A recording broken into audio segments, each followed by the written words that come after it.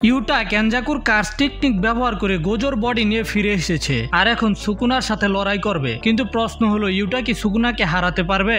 উত্তর হলো না। এটার প্রথম কারণ হলো ইউটার এক্সপিরিয়েন্স। ইউটার কাছে লড়াইয়ের এক্সপিরিয়েন্স সুকুনা এবং গোজোর তুলনায় অনেক কম, যে কারণে ইউটার লড়াইয়ের স্ট্র্যাটেজি তেমন ভালো না। দ্বিতীয় কারণ হলো ইউটা নিজের বডিতে থেকে নিজের এবিলিটিকে ফুল পটেনশিয়ালে ব্যবহার করা শিখেনি। আর 261 নাম্বার চ্যাপ্টারের ফ্ল্যাশব্যাকেও আমাদের দেখানো হয়েছে গোজো ইউটাকে এই ব্যাপারে বলছিল যে ইউটার কার্স এনার্জি ম্যানিপুলেশন অনেক বেশি স্লপি, আর ইউটার কার্স এনার্জি স্লপি হবারই কথা। ইউটা ইউজির সিনিয়র ঠিক আছে, তবে মাকি এবং ইনোমাকির থেকে অনেক বেশি জুনিয়র। আর ইউটা জুজুৎসু সরসরার হয়েছে এটাও বেশি সময় হয়নি, যে কারণে ইউটা নিজের শক্তির এখন পর্যন্ত ফুল পটেনশিয়াল আনলক করেনি। আর এখন তো গোজোর বডিতে আছে, এই মুহূর্তে কি ইউটা গোজোর ফুল পাওয়ারকে ব্যবহার করতে পারবে? আমার তো মনে হয় না।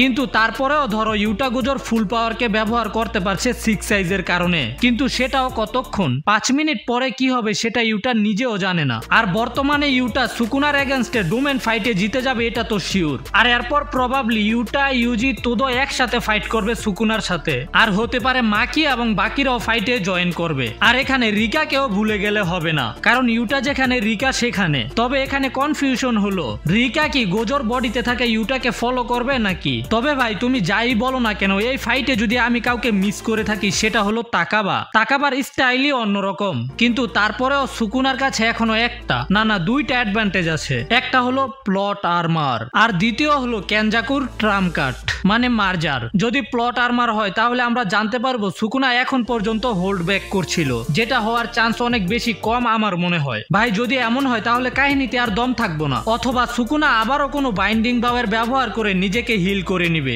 এটাও অনেক বেশি পুরনো হয়ে গেছে, বারবার একই জিনিস দেখালে আর মজা পাওয়া যাবে না। তো যদি এখানে গেগে আবারও প্লট আর্মারের ব্যবহার করে সুকুনার উপরে, তাহলে কাহিনীতে আর বেশি পাওয়ার থাকবে না, একটা ছন্ন ছাড়া গল্পের মতো হয়ে যাবে। আর দ্বিতীয় হলো কেনজাকুর ট্রাম কার্ড। আমি এই ভিডিওতে এক্সপ্লেন করেছিলাম, যদি এমন হয় তাহলে প্রথমে গোজোর বডির ব্যবহার করে ইউটা ইউজি এবং তোদো মিলে সুকুনাকে কঠিন কেলানি দিবে, যে কেলানি খেয়ে সুকুনার অবস্থা খারাপ হয়ে যাবে। তখন আর কোনো রাস্তা না পেয়ে সুকুনা কেনজাকুর ট্রাম কার্ড মানে ট্যাঙ্গেনের ব্যবহার করে মার্জারকে তৈরি করবে। আর এটা হওয়ার পসিবিলিটি অনেক বেশি, মানে 100% ধরে রাখো, কারণ এতে কাহিনী অনেক বেশি ইন্টারেস্টিং হয়ে যাবে। তাছাড়া যদি তুমি জুজুৎসু কাইসেন সিজন 2 এর ইন্ট্রোতে খেয়াল করো, তাহলে তুমি একটা জিনিস দেখতে পাবে যেটার আকার অনেক বেশি বড় মনে হচ্ছে, আর মার্জারের আকারও কিন্তু অনেক বড় হবে। তো ইয়েস, মার্জারকে অবশ্যই দেখানো হবেই। আর সকল হিসাব কিতাব মিলানোর পরে বলতে পারো যে গোজোর বডির সাথে ইউটা সুকুনাকে হারিয়ে দিবে, কিন্তু মারতে পারবে না। এতে গেগেও একটা চান্স পেয়ে যাবে মাঙ্গাকে আরো বড় করার।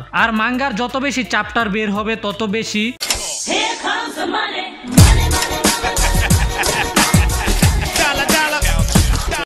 আর যত বেশি চ্যাপ্টার হবে পরে তত বেশি এপিসোড হবে, আরো বেশি টাকা। আর মনে করে যে 2024 সালের মধ্যে এই মাঙ্গা শেষ হবে না। তো মিত্র, যদি ভিডিও ভালো লেগেছে তাহলে লাইক এবং তোমার অ্যানিমে লাভার বন্ধুর সাথে শেয়ার করো। আর যদি চ্যানেলে নতুন হয়ে থাকো তাহলে সাবস্ক্রাইব করো। ওকে মিত্র, টাটা, বাই বাই, সায়োনারা।